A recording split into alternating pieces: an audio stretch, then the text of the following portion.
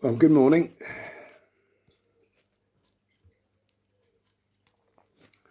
This friend's rescuing me cancer stick. I want to talk about something I think many of us have faced in our life. Infatuation.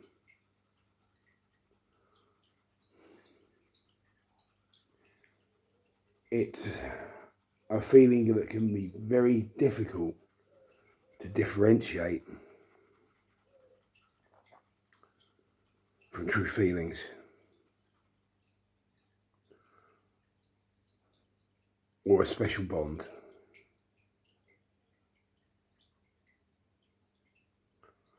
I mean, it's something that's damaged me in the past, I have to say.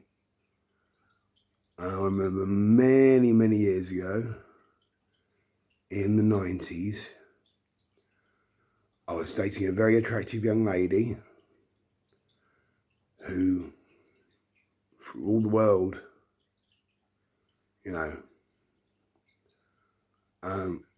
she would have married me.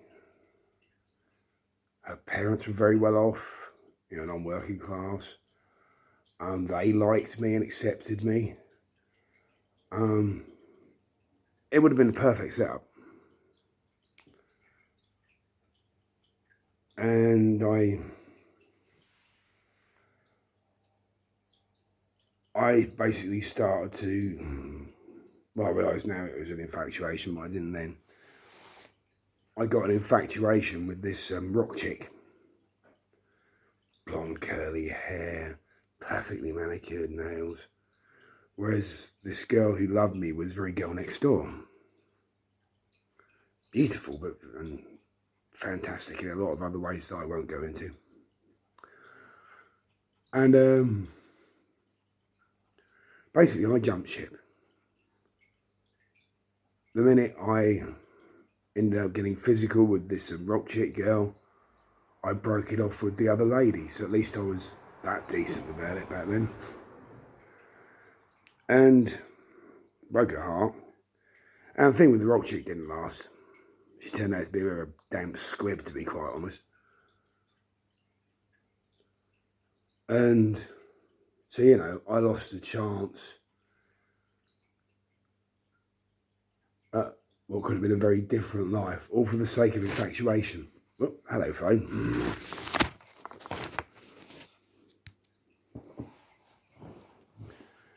For people of my impulsive nature, it can be a major danger.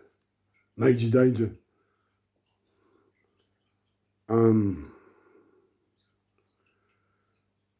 It's something I've got very cautious about over the years. And I think it's working out what kind of bond you have with that person. Whether it's a bond over shared mental health issues, whether it's a bond over shared physical attraction, whether it's a bond of just like-mindedness, or all three. But even if this is all three, which to me can sometimes add up to love, it depends on your circumstances. You've got to think about where you are at the moment and are you happy where you are? What would be the potential risks or rewards, or both, of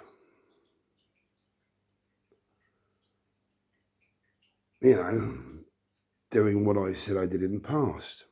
I did it time and time again in the past, I admit. I was a serial monogamist for quite some time.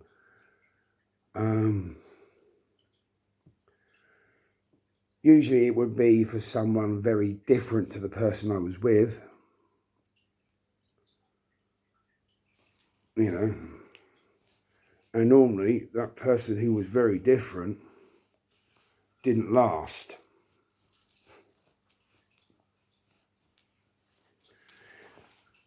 Because this was an infatuation, obviously.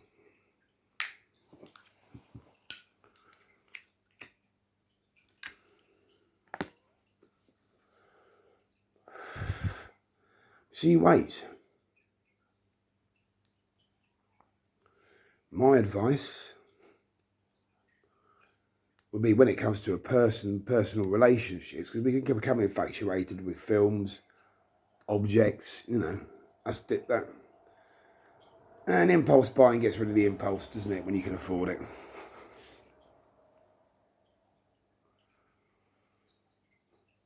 My honest advice would be you find yourself in a situation when you have a lot to lose. Hey, footloose and fancy free, go for it. What can go wrong? I know, in my experience, quite a lot.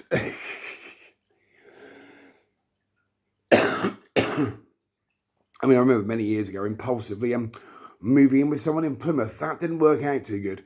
Because I think we worked out we were good as friends and long distance relationship. But living together was a nightmare. That was the biggest boomerang I've ever had. Furthest I think I've moved away from East Anglia. What a boring life I've led. Not really. And quickest time I came home, I think it was about a month, if that.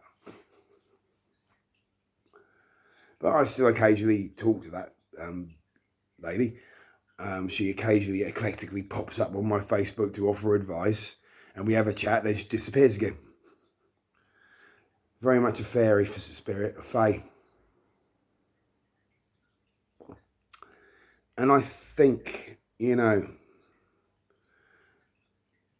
those kind of people seem to be the draw for me.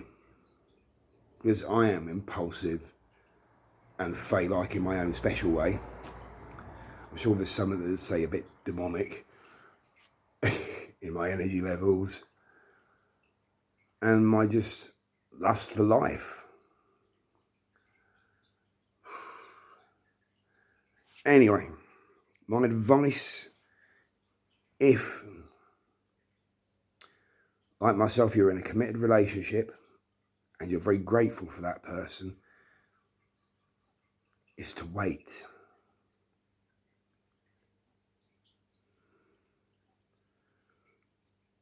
Try your hardest not to do anything impulsive and stupid, which I find difficult, as many of my friends do, I'm sure.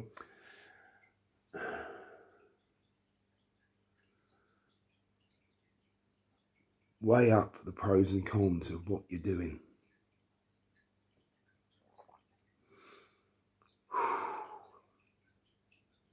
Think. How does this person project themselves?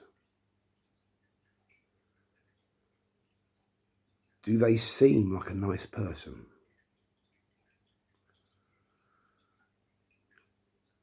Do you get that I feel safe and comfortable vibe when you're in their company, or do you get that dangerous vibe?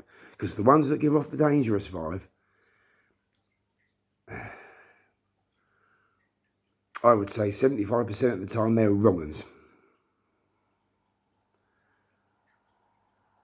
They will not give you the stable relationship you have. If so, I mean, if your relationship you're in is shit, by all means, jump ship. You deserve better. If you've got an abusive partner and you impulsively meet someone, jump ship. You deserve better.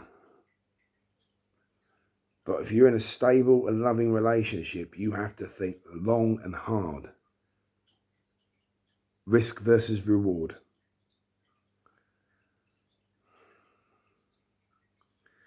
If you're like me, you get drawn to high risk, high reward situations, which is why I've never gambled financially.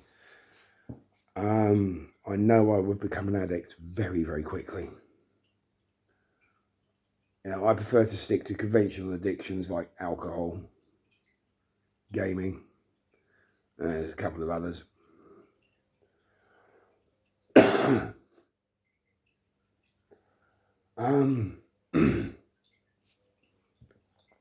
Cheers.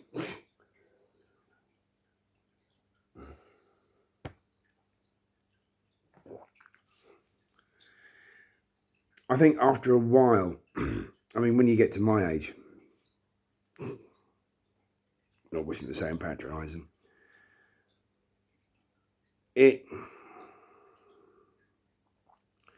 you can train yourself to dismiss these sparks as just infatuation and leave it at that.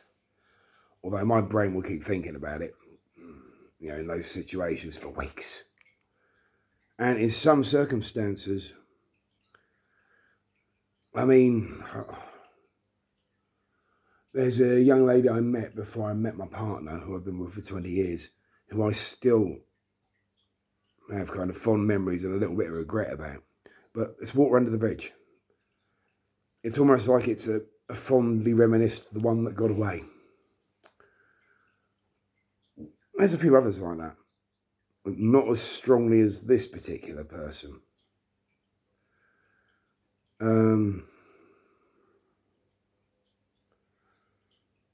You know, I think every couple of years, because we're still friends online, even though I don't see her much, I occasionally wistfully, drunkenly message her and then say how much I regret not giving it a go. And she's like, oh, because we're friends. And that's worked out fine. But what you got to work out is this person that kind of person? Or are they the kind of person that, say, enjoys the challenge of destroying a long-term relationship?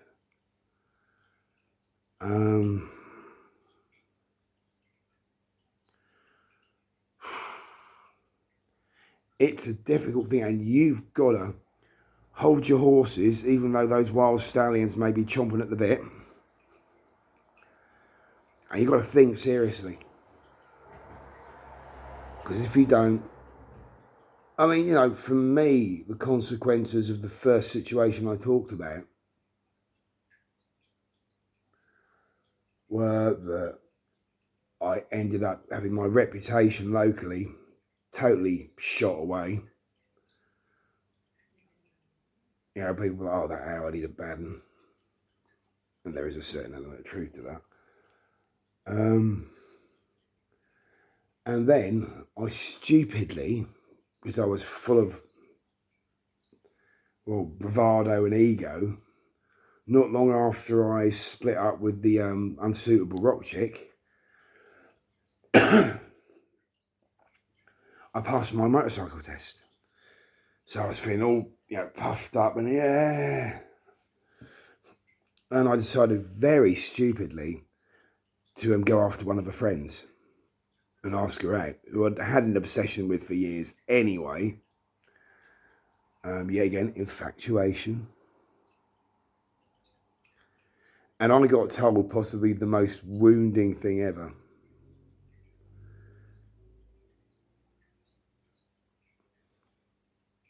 I've always been fond of you, but after what you did to a friend, I wouldn't touch you with a barge pole. And I realised the consequences of my reactions, but back then I reacted like a spoilt brat. I reacted unpleasantly and I got myself beaten up because of it by a friend of hers who was a lot bigger than me. I wasn't always this, you know, muscular. Yeah, I think that's one of the first times I got my nose broken, actually. Yeah, well, you learn. Well, I didn't learn for quite a few years after that still. I think the thing that really taught me to keep a lid on my own impulsiveness, excuse me,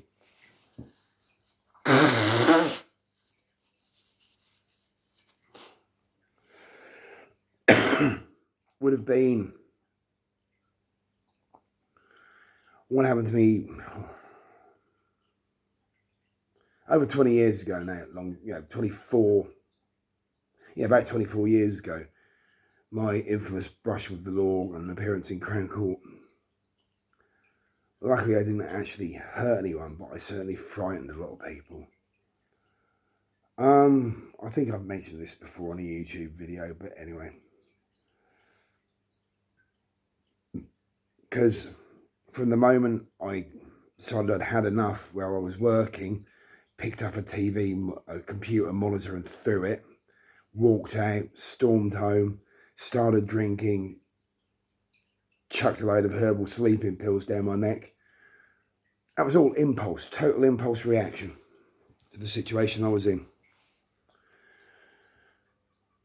And that did not end well for me, did it? But it taught me to control that impulsivity and to direct it into other avenues. Whether it's, I've got a great idea to create this. Or, hey, let's go there. Or,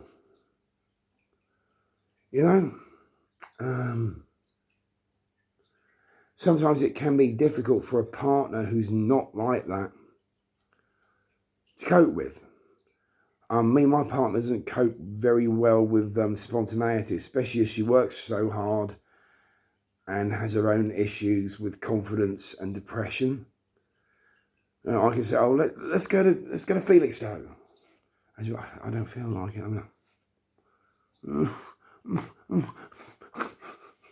Like a big kid, basically. I know it. But going back to what I was saying, what I lost back then was I lost respect of my peers. I lost my self-respect to a certain extent. I lost a chance at a very different life. And my life as it is may not be that comfortable in some ways at this moment, but it's good. I have support. I have love. There are a few things missing. I will not go into that. That's a private matter. I think many of my friends certainly know some of it, at least. And some, relative strangers as well, because a lot of the time it's easier to talk to a relative stranger because they're more subjective. I, at the moment, would stand to lose my home because my partner pays all the rent and bills. I would lose her friendship, which I've valued for a long time.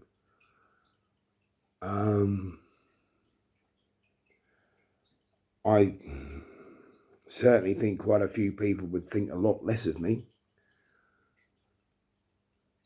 And I would probably end up sofa surfing because I know from previous experience that living with my mother would be a no-go.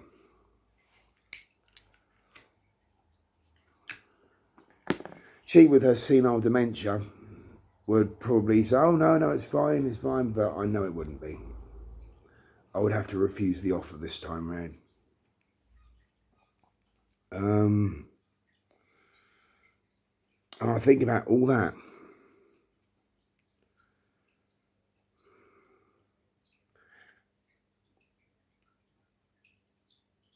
And I'm not sure, because obviously I'm talking about this because I'm going through it a little bit myself, just a little. And I don't know what I would stand to gain at this moment. A good time, definitely. But what does that weigh against 20 years of support and love? And some very good times.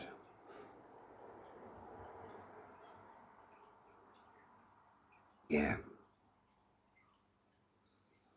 At least that's something I've managed to cope with in the last 30 or 40 years. Because I never used to wake that shit up. I just used to go for it. Time and time again. But, the path of life, you can't change it, you can't regret it. But also, you've got to,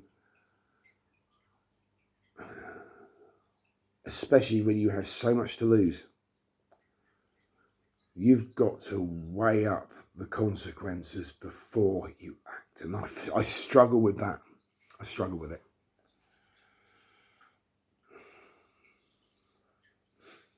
I was lucky in my situation that I was far too drunk by the time I was at the stage, because I'm lucky, I think with me, because obviously alcohol can play a big part in these impulsive decisions. Or drugs. I don't do illegal drugs. You know, sometimes I do them passively, but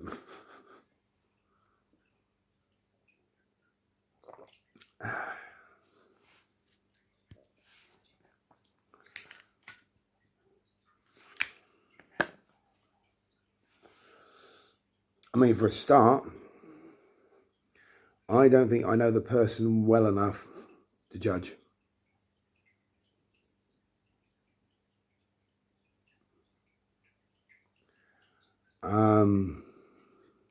That's an important one. Certainly, another situation where I'm beginning to think, yeah, that would have been a no-no. I think a couple of 2 or 3 weeks ago now, I met a person who's only interested in breaking up long-term relationships. I mean, when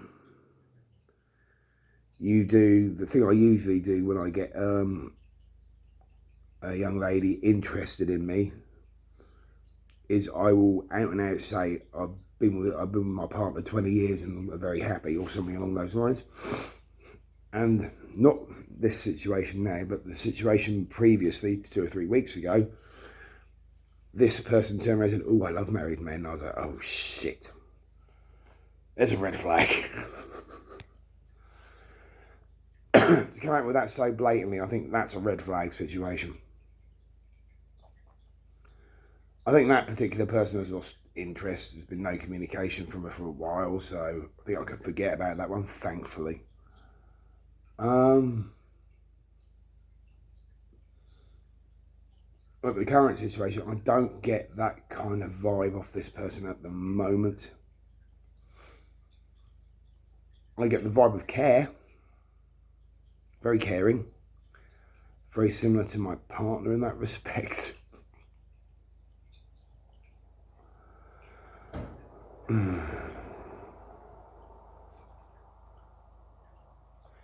So yeah, but what do I lose and what do I gain? I don't know enough to know what I would gain. And if you suffer from mental health issues like myself, where change and interruption and instability just does your head in, it's not a good idea.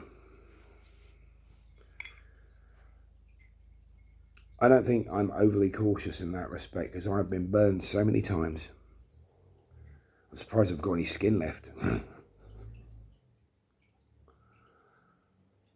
So all I'm saying is, yeah, it might make you feel good, but what are the long-term consequences of these decisions you make on the spur of the moment, maybe when you've had too much to drink? Like I said, luckily, I think I got overly drunk, because with me these days, the point at which I make those impulsive decisions and the point at which I'm about to throw up or pass out are very, very close. Which is a good thing in my book. And I like being at that place. Because self-discipline, self-control, and a sense of your own worth and a sense of the consequences are important survival skills for people of an impulsive nature. We need to protect ourselves from our own bad decisions. Because if you don't, you will end up damaging yourself time and time again. So remember, think about what you gain and what you will lose in a given situation where the sparkles and the magic appear to be there, but you're not sure whether it's infatuation, shared spirit, attraction, or what. Wait. Learn who you're dealing with. Maybe fathom out what kind of feeling it is.